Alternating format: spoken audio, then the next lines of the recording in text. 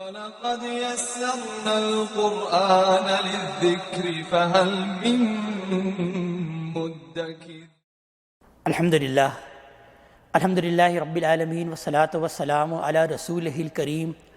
اما بعد فاعوذ باللہ من الشیطان الرجیم، بسم اللہ الرحمن الرحیم۔ ولا تکونوا کالذین تفرقوا واختلفوا من بعد ما جاءهم البینات وَأُولَئِكَ لَهُمْ عَذَابٌ عَظِيمٌ۔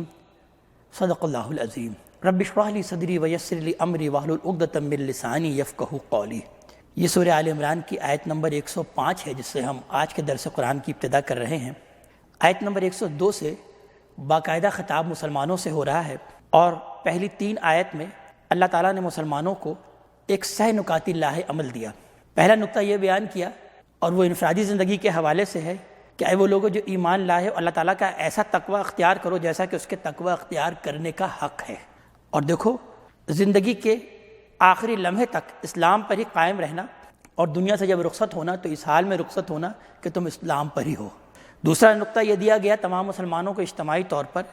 کہ اللہ کی رسی کو اس مضبوطی سے تھام لو، اور اللہ کی رسی سے مراد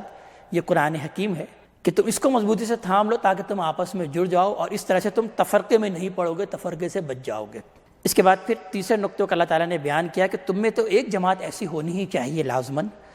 کہ جو کہ لوگوں کو نیکی کی طرف بلائے، خیر کی طرف بلائے، اور امر بالمعروف اور نہی عن المنکر کا فریضہ سر انجام دے۔ جو معاشرے اس چیز کا اہتمام کریں گے، وہ اپنے میں سے کچھ لوگوں کو اسی کام کے لیے فارغ کر دیں گے، تو یہی وہ لوگ ہوں گے جو کہ فلاح پانے والے ہوں گے۔ اب آگے ارشاد ہو رہا ہے آیت نمبر 105 میں کہ وَلَا تَكُونُوا كَالَّذِينَ تَفَرَّقُوا، اور دیکھو ان لوگوں کے مانند مت ہو جاؤ کہ جو کہ متفرق ہو گئے، جنہوں نے اپنی کتاب کو چھوڑ دیا، یعنی تورات کو جنہوں نے چھوڑ دیا، جن کو کتاب دی گئی تھی، اور دین تورات کے علاوہ کہیں اور سے وہ اخذ کرنے لگے، تو در حقیقت وہ فرقے میں بڑھ گئے، وہ تفرقے میں پڑ گئے۔ تو دیکھو تم بھی اس کتاب کو مت چھوڑ دینا کہ اس وجہ سے ایسا نہ ہو کہ تم بھی تفرقے میں پڑ جاؤ۔ وَاخْتَلَفُوا مِن بَعْدِ مَا جَاءَهُمُ الْبَيِّنَاتُ، اور انہوں نے اختلاف کیا اس کے بعد کہ ان کے پاس واضح ہدایت، واضح حکم آ گیا تھا۔ وَأُولَئِكَ لَهُمْ عَذَابٌ عَظِيمٌ، تو یہ وہ لوگ ہیں کہ جن کے لیے بہت بڑا عذاب ہے آخرت میں۔ اور پھر وہ آخرت میں کیا معاملہ ہوگا کہ یوم تبیض وجوہ وتسود وجوہ، اس دن کچھ چہرے ہوں گے جو کہ سفید ہوں گے، چمکتے ہوں گے، کھل رہے ہوں گے، اور کچھ چہرے ہوں گے جن پر سیاہی پڑی ہوگی، سیاہ ہوں گے۔ فَأَمَّا الَّذِينَ اسْوَدَّتْ وُجُوهُهُمْ، تو جہاں تک معاملہ ان لوگوں کا ہے کہ جن کے چہرے سیاہ ہوں گے، اکفرتم بعد ایمانکم، ان سے یہ پوچھا جائے گا کیا تم نے کفر کیا ایمان لانے کے بعد؟ کیا تم ایمان لانے کے بعد اس کے منکر ہو گئے؟ فَذُوقُوا الْعَذَابَ بِمَا كُنتُمْ تَكْفُرُونَ، تو پس چکھو عذاب کے مزے کو بسبب اس کفر کے جو کہ تم کرتے رہے ہو، اپنے اس کفر کی پاداش میں اب عذاب کو چکھو۔ وَأَمَّا الَّذِينَ ابْيَضَّتْ وُجُوهُهُمْ، تو جہاں تک معاملہ ان لوگوں کا ہے کہ جن کے چہرے سفید ہوں گے، چمک رہے ہوں گے، ففی رحمت اللہ، تو بس وہ اللہ تعالیٰ کی رحمت میں ہوں گے، ہم فیہا خالدون، اور وہ اس میں ہمیشہ ہمیشہ رہیں گے۔ اللہ تعالیٰ ہمیں انہی لوگوں میں شامل فرمائے۔ تلک آیات اللہ نتلوہا علیک بالحق، یہ اللہ تبارک تعالیٰ کی آیت ہے جو کہ ہم آپ کو حق کے ساتھ برحق سنا رہے ہیں، یعنی نبی کریم صلی اللہ علیہ وسلم سے مخاطب کر کے اللہ تعالیٰ اس بات کو بیان کر رہے ہیں کہ یہ اللہ ہی کی آیت ہے جو کہ آپ ٹھیک ان کو سنا رہے ہیں۔ اور کس لیے سنا رہے ہیں کہ وَمَا اللَّهُ يُزِيدُ ظُلْمًا لِلْعَالَمِينَ، کہ بے شک اللہ تبارک تعالیٰ کوئی تمام جہان والوں پر ظلم کرنے والا نہیں ہے۔ وَلِلَّهِ مَا فِي السَّمَاوَاتِ وَمَا فِي الْأَرْضِ، اور اللہ ہی کے لیے جو کچھ بھی آسمانوں میں ہے اور جو کچھ بھی زمین میں ہے۔ وَإِلَى اللَّهِ تُرْجَعُ الْأُمُورُ، اور تمام کے تمام معاملات اسی کے حضور پیش کیے جائیں گے، اسی کے حضور لوٹائے جائیں گے۔ كُنتُمْ خَيْرَ أُمَّةٍ أُخْرِجَتْ لِلنَّاسِ، تم بہترین امت ہو جو کہ لوگوں کے لیے نکالی گئی ہے، لوگوں کے لیے برپا کی گئی ہے، یعنی لوگوں پر حق کی شہادت قائم کرنے کے لیے یہ برپا کی گئی ہے۔ تو یہ تمہاری امت، یعنی صحابہ کو مخاطب کر کے کہا جا رہا ہے کہ اصل میں تم بہترین امت ہو۔ تمہارا مقصد کیا ہے؟ کس لیے تم برپا کیے گئے ہو؟ تاکہ لوگوں پر حق کی شہادت کو قائم کرو۔ تأمرون بالمعروف وتنہون عن المنکر، تم لوگوں کو اچھے کاموں کا حکم دیتے ہو، امر بالمعروف کا فریضہ سر انجام دیتے ہو، اور برائی سے منع کرتے ہو، برائی سے روکتے ہو۔ وتؤمنون باللہ، اور اللہ پر تم ایمان پختہ رکھتے ہو۔ وَلَوْ آمَنَ أَهْلُ الْكِتَابِ لَكَانَ خَيْرًا لَهُمْ، اور کاش یہ اہل کتاب بھی ایمان لے آتے تو یہی ان کے لیے بہتر ہوتا۔ مِنْهُمُ الْمُؤْمِنُونَ وَأَكْثَرُهُمُ الْفَاسِقُونَ، ان میں سے کچھ ہیں جو کہ مومن ہیں، ایمان لے کر آتے ہیں اہل کتاب میں، لیکن افسوس کہ ان کی عظیم اکثریت فاسقوں پر مشتمل ہے۔ لن یضرکم الا اذی، یہ ہرگز تمہارا کچھ بگاڑ نہیں کر سکیں گے سوائے تھوڑی سی تکلیف پہنچانے کے، کچھ تم کو ستانے کے۔ وَإِن يُقَاتِلُوكُمْ يُوَلُّوكُمُ الْأَدْبَارَ، اور اگر وہ تم سے لڑیں، جنگ کریں تو وہ تمہیں پیٹھ دکھا دیں گے۔ ثُمَّ لَا يُنصَرُونَ، اور پھر ان کی کوئی مدد نہیں کی جائے گی، یعنی ان کے اندر یہ ہمت نہیں ہے کہ وہ تم سے لڑنے کے لیے، مقابلہ کرنے کے لیے آئیں۔ ضُرِبَتْ عَلَيْهِمُ الذِّلَّةُ أَيْنَمَا ثُقِفُوا، ان پر ذلت، مسکنت تھوپ دی گئی ہے جہاں کہیں بھی وہ پائے جائیں گے۔ إِلَّا بِحَبْلٍ مِّنَ اللَّهِ وَحَبْلٍ مِّنَ النَّاسِ، اللہ یہ کہ اللہ کی رسی کو تھام لیں، اور یا ان لوگوں کی رسی کو جو تھام لے جنہوں نے اللہ کی رسی کو تھام لی۔ وَبَاءُوا بِغَضَبٍ مِّنَ اللَّهِ، اور وہ اللہ کے غضب کے ساتھ لوٹے، اللہ کا غضب کما کے لے آئے۔ وَضُرِبَتْ عَلَيْهِمُ الْمَسْكَنَةُ، اور ان پر مسکنت، محتاجی تھوپ دی گئی، کم ہمتی ان پر تھوپ دی گئی۔ ذَلِكَ بِأَنَّهُمْ كَانُوا يَكْفُرُونَ بِآيَاتِ اللَّهِ، یہ اس لیے کہ انہوں نے انکار کیا اللہ تعالیٰ کی آیات کا۔ وَيَقْتُلُونَ الْأَنبِيَاءَ بِغَيْرِ الْحَقِّ، اور وہ انبیاء کو، نبیوں کو ناحق قتل کرتے رہے۔ ذَلِكَ بِمَا عَصَوْا وَكَانُوا يَعْتَدُونَ، اور یہ اس لیے کہ انہوں نے نافرمانی کی اللہ تعالیٰ کی، اور وہ حد سے گزر جانے والے تھے، حد سے بڑھ جانے والے تھے۔ اسی بات کو سورہ بقرہ کی آیت نمبر 61 میں بھی بیان کیا جا چکا ہے کہ ضربت علیہم الذلۃ والمسکنۃ وباؤوا بغضب من اللہ، اور یہاں پہ بھی اللہ تعالیٰ نے اسی مضمون کو دہرایا۔ لیکن آگے بیان ہو رہا ہے کہ لیسوا سواء، سب ایسے نہیں ہیں، سب برابر نہیں، یعنی اہل کتاب میں سارے لوگ ایسے نہیں ہیں۔ من اہل الکتاب امۃ قائمۃ یتلون آیات اللہ، اہل کتاب میں سے کچھ ایسے لوگ ہیں جو کہ سیدھی راستے پر قائم ہیں، سیدھے عہد پر وہ قائم ہیں، اور اللہ تعالیٰ کی آیات کی وہ تلاوت کرتے ہیں آناء اللیل، رات کے پہر میں، وہم یسجدون،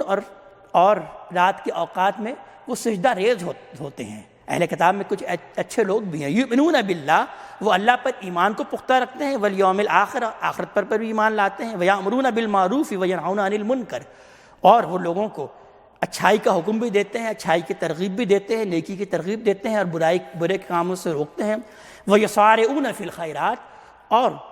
نیکی کے کاموں میں سبقت حاصل کرنے کی کوشش کرتے ہیں۔ وَأُولَٰئِکَ مِنَ الصَّالِحِینَ، اور ان میں کچھ ہیں جو کہ صالح ہیں۔ یہ قرآن حکیم کا اعجاز ہے کہ جہاں پر اہل کتاب کی اس قدر برائی بیان کی جا رہی ہے، ان کی ریشہ دوانی کا تذکرہ کیا جا رہا ہے، اور بیان کیا جا رہا ہے کہ ان کا تو یہ معاملہ ہے، وہ انکار پر اڑے ہوئے ہیں، وہ ایمان لے کر نہیں آئیں گے۔ لیکن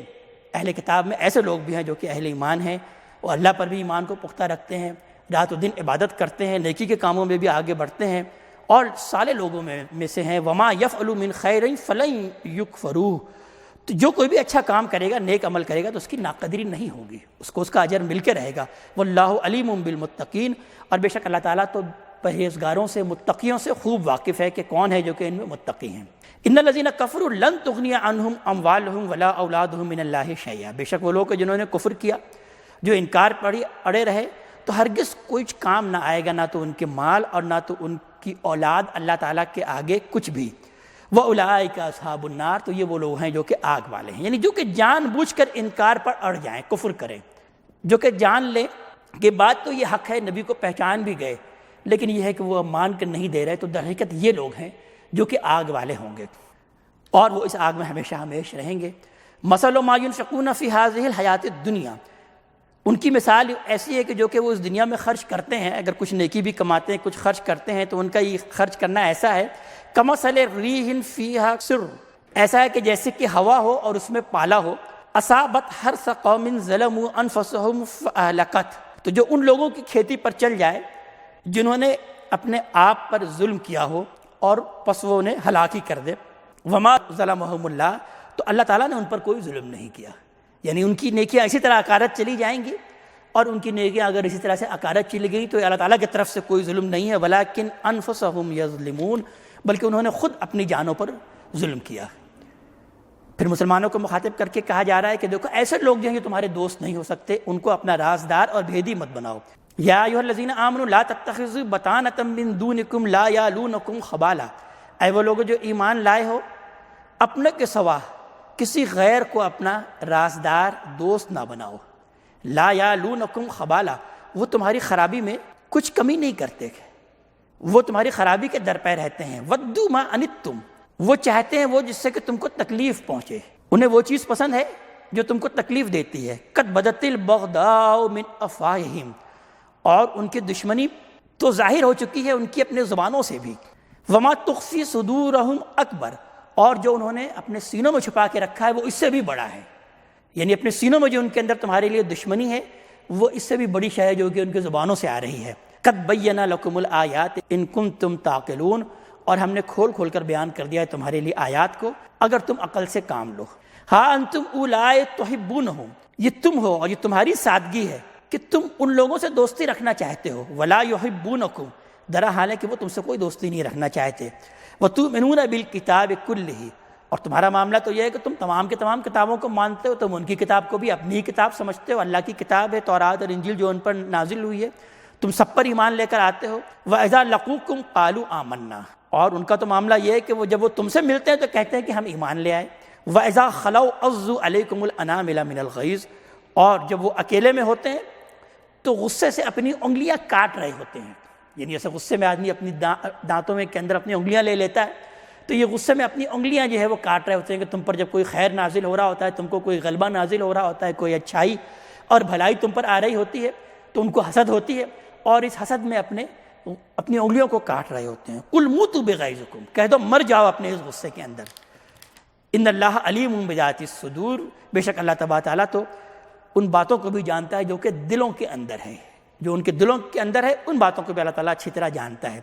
ان تمسسکم حسنۃ تسؤہم، اگر تمہیں کوئی بھلائی پہنچے تو انہیں یہ بہت بری لگتی ہے۔ وَإِن تُصِبْكُمْ سَیِّئَةٌ یفرحوا بِہَا، اور اگر تمہیں کوئی برائی پہنچے تو اس سے وہ بہت خوش ہوتے ہیں۔ وَإِن تَصْبِرُوا وَتَتَّقُوا، اگر تم صبر کرو اور تقوی کی روش اختیار کرو، لا یضرکم کیدہم شیئا، تو تمہارا یہ کچھ بگاڑ نہیں سکیں گے، ان کی یہ چال، ان کا یہ فریب تم کو کچھ نقصان نہیں پہنچا سکے گا۔ ان اللہ بما یعملون محیط، بے شک اللہ تبارک تعالیٰ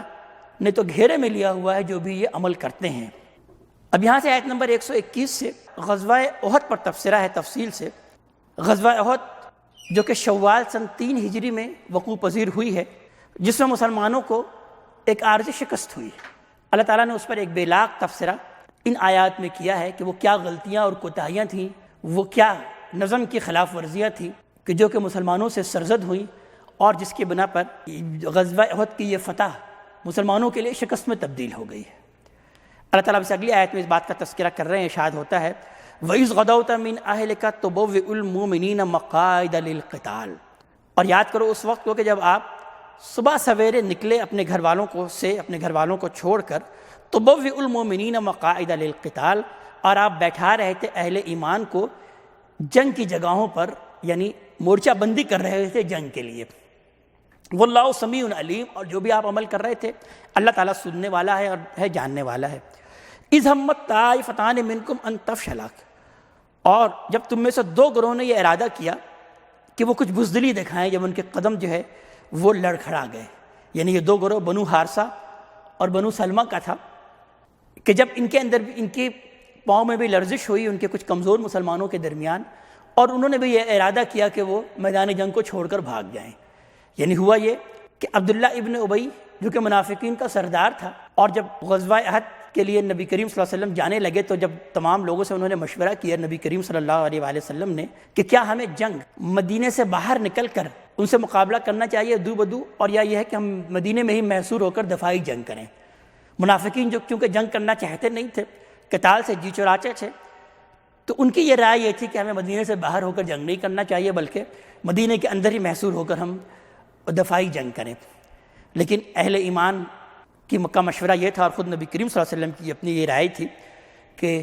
ہمیں مدینے سے باہر جا کر ان سے باقاعدہ مقابلہ کرنا چاہیے، اور بالآخر اسی رائے پر نبی کریم صلی اللہ علیہ وسلم نے عمل کر کے مدینے سے باہر نکلے۔ لیکن عبداللہ ابن ابی 300 اپنے ساتھیوں کو لے کر پھر وہ چلا گیا عین اس وقت جب کہ یہ لوگ جنگ کے لیے جا رہے تھے، یعنی اس سے پھر مسلمانوں کے اندر ایک کمزوری پیدا ہو گئی، خاص طور پر وہ جو کمزور مسلمان تھے ان کے بھی قدم لڑکھڑا گئے۔ تو ان میں سے 2 قبائل جو کہ بنو حارثہ اور بنو سلمہ کے تھے، ان کے کچھ لوگوں کے اندر یہ لرزش پیدا ہوئی اور وہ بھی جانے کے لیے درپے ہو گئے، لیکن یہ ہے کہ اللہ تعالیٰ نے پھر ان کی مدد کی۔ واللہ ولیہما، اللہ ان کا مددگار تھا۔ وعلی اللہ فلیتوکل المؤمنون، اور اللہ ہی پر توکل کرنا چاہیے ان لوگوں کو جو کہ اہل ایمان ہیں۔ مومنوں کو تو در حقیقت صرف اور صرف اللہ ہی پر توکل کرنا چاہیے۔ وَلَقَدْ نَصَرَكُمُ اللَّهُ بِبَدْرٍ، اور حالانکہ اللہ نے تمہاری مدد کر لی ہے، تمہاری مدد کر چکا ہے بدر میں، یعنی اس سے پہلے ہی 13 ماہ پہلے بدر کا معرکہ ہو چکا تھا، جس میں اللہ تعالیٰ نے